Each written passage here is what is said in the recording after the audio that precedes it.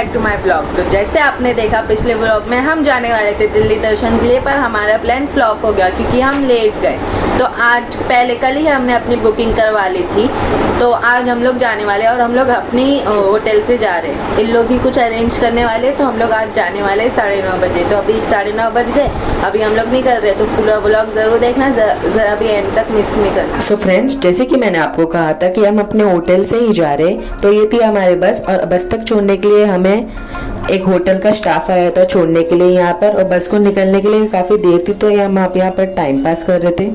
हुमायूं का मकबरा काफ़ी नज़दीक का सामने ही था, फिर भी हम बस से ही जा रहे थे। ये हमारे बस गाइड जो आज हमें पूरा गाइड करेंगे। चालू होते ही इन्होंने हुमायूं का मकबरे की सारी भाषण शुरू कर दिए। ये है हुमायूं का मकबरा। मकबरे जाने के पहले जो गेट आता है वो सब था। मैं मकबरा इसलिए बोल रहा हूँ क्योंकि उर्दू में टोम को मकबरा कहते हैं। तो ये था यहाँ का टिकट काउंटर जो भारी था, यहाँ पर काफ़ी लंबी लाइन भी थी। अभी आप आगे देखते जाना, नहीं तो काफ़ी बड़ी वीडियो हो जाएगी।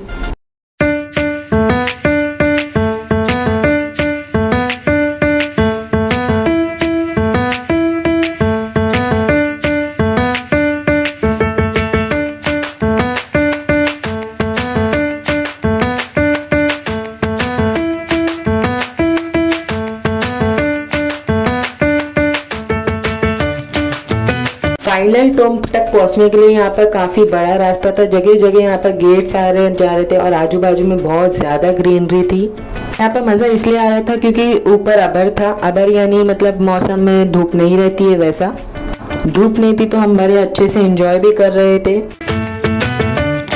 ये एक और गेट आ गया जो लकड़ी का था, और जाते ही हमें दिखने को मिल गए बहुत बड़े बड़े झाड़ जो यहाँ पर लगे हुए थे, काफी पुराने हो गए। ये देखो, ये कितना बड़ा और मोटा झाड़ है, शायद बरगद का है कि किसी का है, मुझे कमेंट्स में जरूर बताना।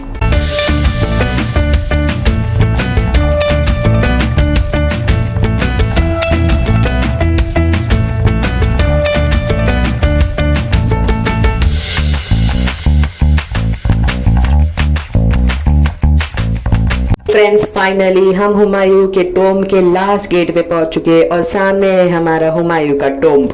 दरअसल इस टोम्ब की भी काफी पुरानी हिस्ट्री है, क्योंकि ये टोम्ब ताजमहल से भी पहले बना है, इसलिए आप इसकी डिजाइन देख सकते हैं, एकदम सेम ताजमहल के जैसी है। ताजमहल को भी इसी शक्ल का बनाया गया है। पहले ये बना था, फिर ताजमहल बना था, पर ताजमहल 7 वंडर्स में शामिल हो गया और ये नहीं। और यहाँ पर तो उससे भी बड़े बड़े झाड़ दिख रहे थे, देखो कितने मोटे मोटे बड़े बड़े झाड़ है।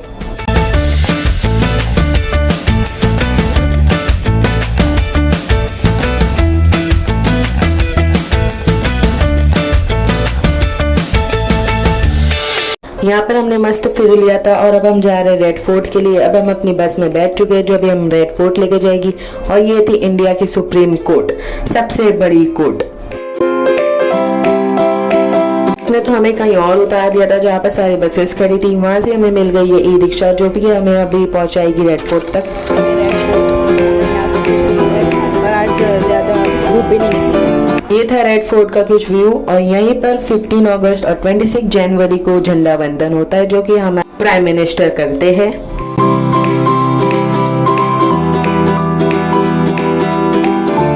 यहाँ पर आए थे तो फोटो खींचना तो बनता था। हमने यहाँ पर टोटल 9 फोटो खिंचवा लिए थे, और यहाँ पर एक कोने में इन लोग सब फोटोज निकाल के दे, तो हम वहाँ पर आ गए थे। यहाँ पर हमारे पूरे 9 फोटोज निकल रहे थे, और इन्होंने मोबाइल में भी ट्रांसफर कर दिया था फोटोज। तो यहाँ हमें 1 घंटे का टाइम मिला था, यहाँ पर हमने घूम फिर लिए थे। अब हम वापस से ई रिक्शा पकड़ के वहीं पर जा रहे हैं जहाँ पर हमारी बस खड़ी है, और फिर वहाँ से हम बैठ के जाएंगे राजघाट। खोपरा का था यहाँ पर काफी महंगा है खोपरा, और हमारे यहाँ काफी सस्ता है। राजघाट में जाने से पहले आपको बाहर जूते चप्पल उतारना पड़ेगा। यही है वो राजघाट जहाँ पर हमारे देश के महात्मा गांधी, जिसे बापू भी कहा जाता है, यहाँ पर उनकी अर्थी है। यहाँ पर म्यूजिक भी बज रहा था, पर काफी स्लो वॉल्यूम में, एकदम सॉफ्ट में बज रहा था।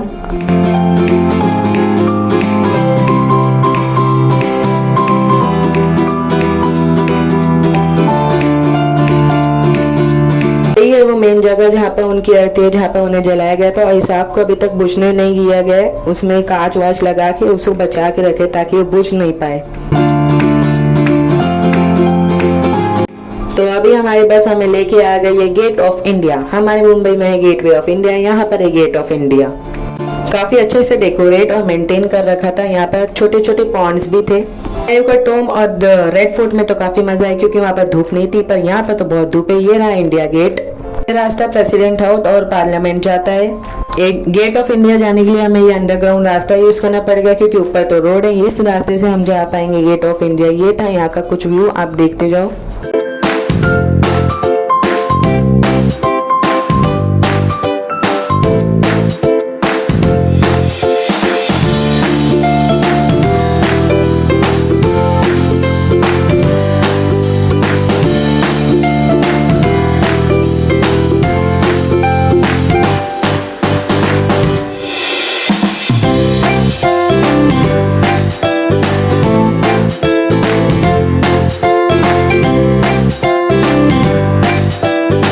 वहाँ की वीडियो नहीं बना पाया क्योंकि बहुत ज़्यादा धूप थी और मेरी हालत बहुत ख़राब हो रही थी, तो हम वापस अपने बस में आ गए। अब हम जा रहे हैं कुतुब मीनार। काफ़ी हालत ख़राब हो गई थी धूप में।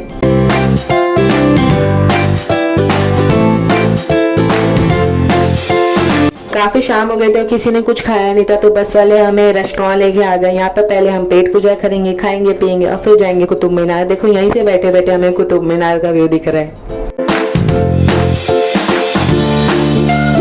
आ गया था हमारा खाना। खाने के बाद मैंने पी लिया कॉफी।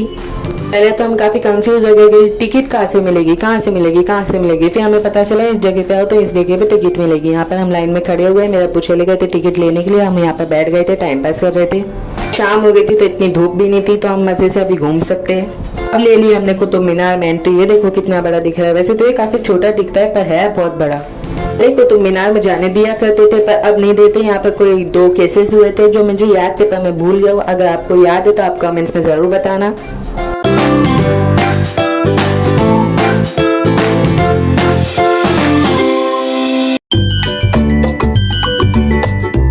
यहीं पर बीच में लगा था एक आयरन पिलर जो पता नहीं किस चीज का है। ये बहुत फेमस था आई थिंक। तो मीनार को बन के बहुत हजारों साल हो गए, इसलिए यहाँ की जो तो दीवार है ना ये काफी टूट फूट गई है। बहुत हालत खराब है यहाँ की। ये पिलर्स देखो ये भी टूट गई है, दीवार है ये भी टूट गई है। बहुत जल्द लगता है कुतुब मीनार भी गिरने वाला है। वैसे इसके 2 फ्लोर ऑलरेडी गिर गए हैं।